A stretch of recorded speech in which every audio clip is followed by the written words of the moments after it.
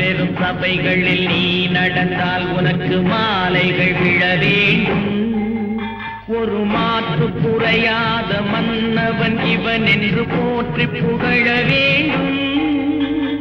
மாபெரும் சபைகளில் நீ நடந்தால் உனக்கு மாலைகள் விழ வேண்டும்.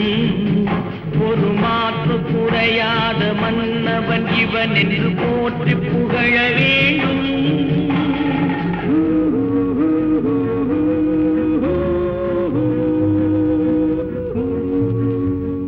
உன்னை அறிந்தால் நீ உன்னை அறிந்தால் உலகத்தில் போராடலாம். உயர்ந்தாலும் தாழ்ந்தாலும் தலை வணங்காமல் நீ வாழ